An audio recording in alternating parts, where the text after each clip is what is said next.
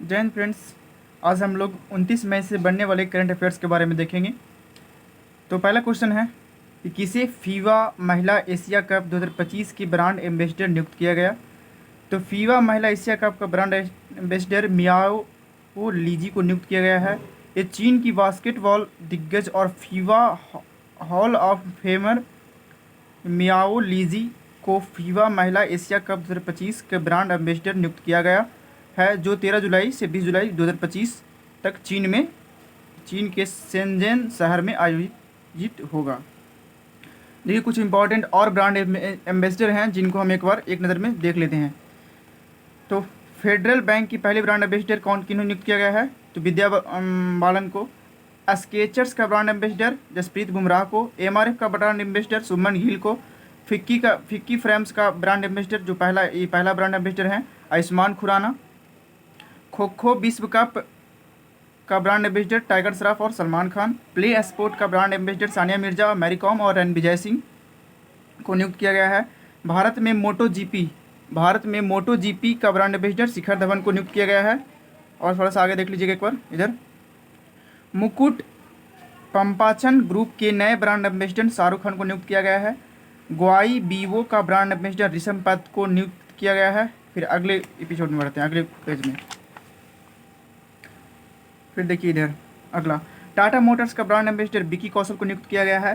French luxury fashion house channel की पहली brand ambassador Ananya Pandey को नियुक्त किया गया है। ड्रीम टेक्नोलॉजी का पहला भारतीय ब्रांड एम्बेसडर कृति सेनन को नियुक्त किया गया है।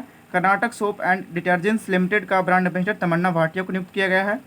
फिर अगला क्वेश्चन है करंट अफेयर्स का, उसके देखिएगा अगला क्वेश्चन कि डैनियल नोबोआ किस देश के 48वें राष्ट्रपति नियुक्त किए गए हैं। तो इक्वाडोर के। किस देश के? इक्वाडोर के।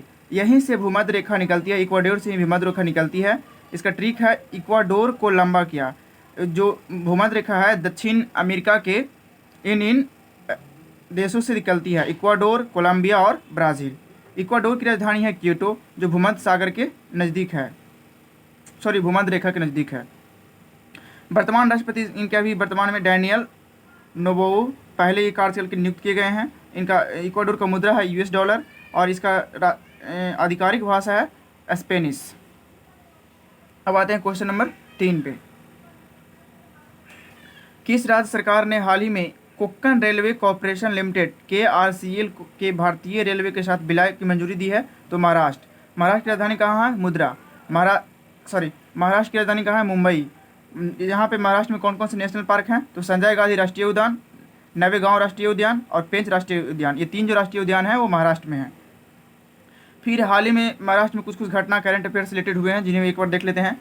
ई रिक्शा योजना महाराष्ट्र में चालू किया गया महाराष्ट्र सरकार द्वारा, वो महिला सशक्तिकरण के लिए।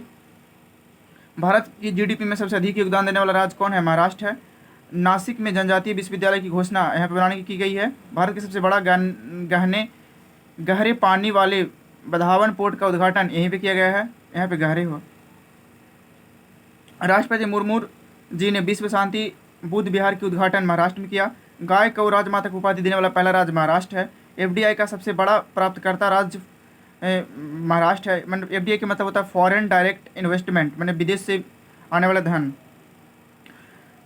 वर्ष 2025 में भारतीय सेना दिवस पुणे महाराष्ट्र में आयोजित किया गया। देश की पहली AI यूनिवर्सिटी महाराष्ट्र में बनाई जाएगी।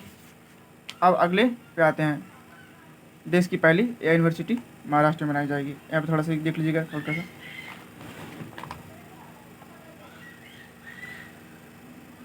अब आते हैं अगले क्वेश्चन पे। अब है क्वेश्चन नंबर 4। क्वेश्चन नंबर 4 में है कि किस स्थान पर rising north east investors summit 2025 का उद्घाटन किया गया। तो नई दिल्ली में। इनका उद्देश्य है पर्यटन, वस्त्र और कृषि उद्यान, कृषि, खाद्य प्रसरण और ऊर्जा जैसे क्षेत्रों में निवेश अवसर का पता लगाना।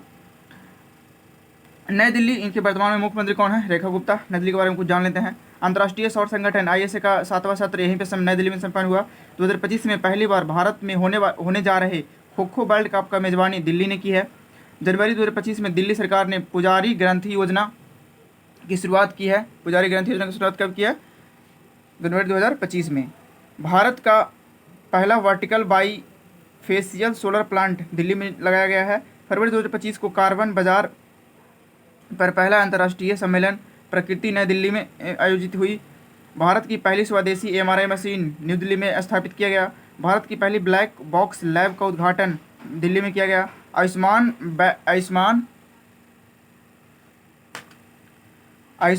व्यय वंदना योजना दिल्ली में चालू की गई। वायु प्रदूषण को कम करने के लिए क्लाउड सीडिंग की मंजूरी दी गई दिल्ली में। क्लाउड सीडिंग में मतलब ये होता है सिल्वर नाइट्रेट को जाकर के बादलों के बीच छोड़ा जाता है, जहाँ से बादल से फिर वर्षा बरसने लगती है। फिर अगला क्वेश्चन देखिए, 12वें वैश्विक अंतरिक्ष अन्वेषण सम्मेलन 2025 का उद्घाटन नई दिल्ली में हुआ। अगला क्वेश्चन 5 नंबर क्वेश्चन में देखिएगा, किसके द्वारा दुनिया की पहली वैश्विक पशु स्वास्थ्य रिपोर्ट जारी की गई? तो वैश्विक पशु स्वास्थ्य report WOAH World Organisation for Animal Health के द्वारा जारी किया जाता है, इनके द्वारा जारी किया गया।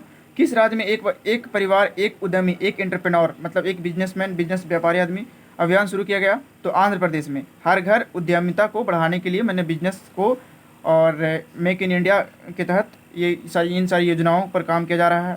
एक परिवार एक नौकरी सिक्किम राज्य की योजना है। आंध्र प्रदेश के बारे में कुछ जान लीजिए। आंध्र प्रदेश के वर्तमान में मुख्यमंत्री एस चंद्रबाबू नायडू हैं। राज्यपाल सैयद अब्दुल नजीर और दीपम 2.0 निःशुल्क सिलेंडर योजना अभी हाल फिलहाल में आंध्र प्रदेश में चालू की गई है। फिर आगे बढ़ते हैं।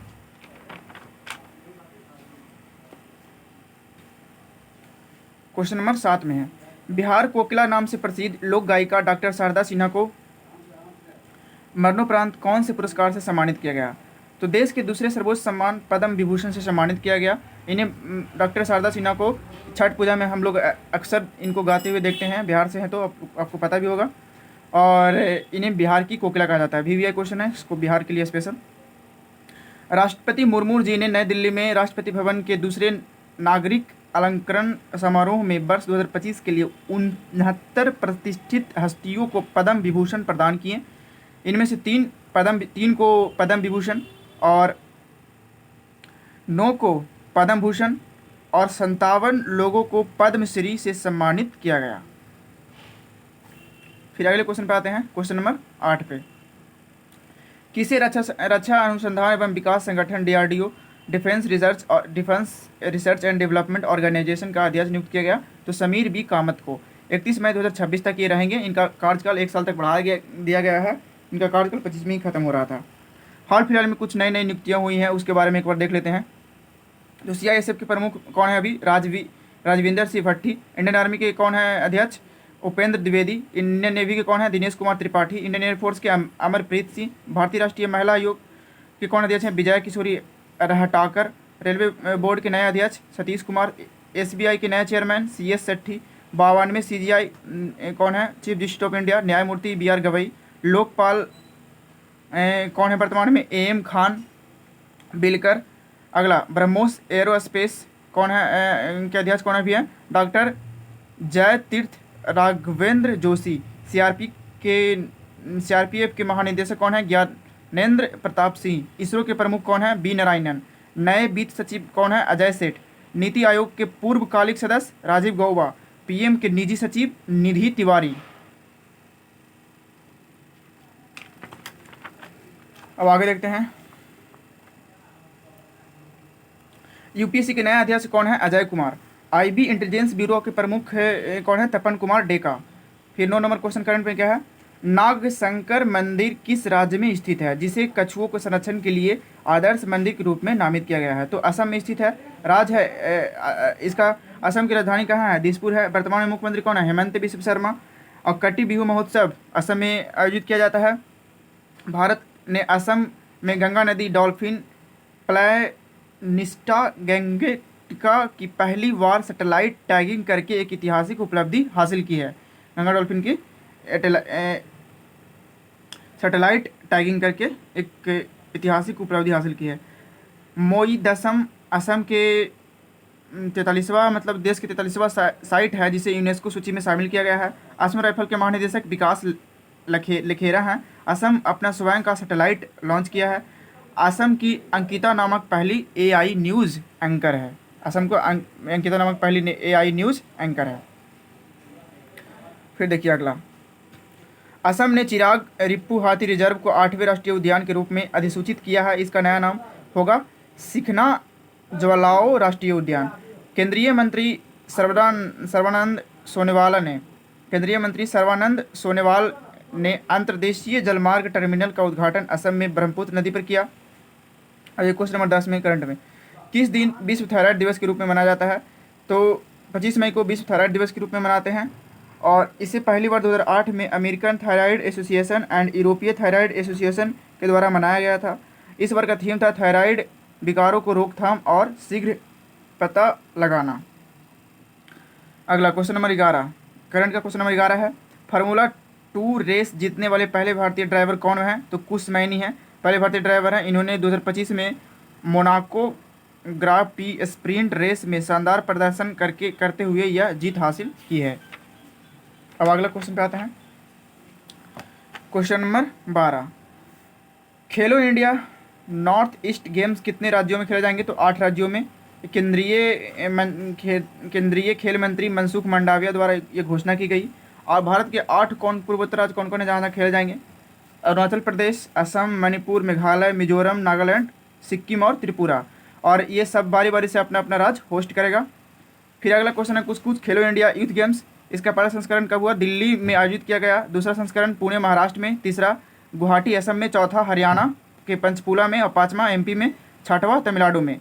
और हाल ही में 2025 में 7वां संस्करण बिहार में आयोजित किया गया है, जिसमें बिहार का स्थान 15वां है और वहीं महाराष्ट्र इसमें प्रथम स्थान पर रहा। आया शुभांकर कौन थे? तो गजसी थे। शुभांकर कौन थे? इसका गजसी। फिर 3 नंबर क्वेश्चन है, संयुक्त राष्ट्र महासभा UNGA United nation general assembly ने विश्व फुटबॉल दिवस कब मनाया? तो 25 मई को। और UNGA United nation general assembly UN का ही हिस्सा है। और यहाँ से इनका एक बार आप लोग क्वेश्चन बताइएगा कि संयुक्त राष्ट्र महासभा का जो अध्यक्ष होते हैं उनके कार्यकाल कितने वर्ष का होता है। मिलते हैं इसके लिए, जय हिंद। और टेलीग्राम है जो कि कमेंट में दिया रहेगा, वहाँ पर PDF मिल जाएगा। जय हिंद।